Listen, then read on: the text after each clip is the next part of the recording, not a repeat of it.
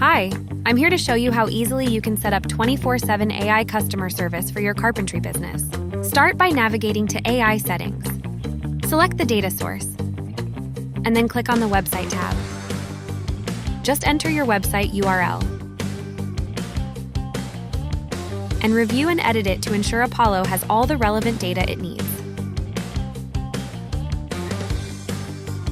We can now test how Apollo responds before putting it on our website. As you can see, Apollo uses our website's data to answer customer questions.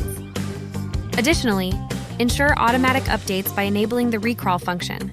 Envision effortlessly leveraging toAIAssist's capabilities to deliver accurate real-time responses to your customers' queries, powered by data straight from your website.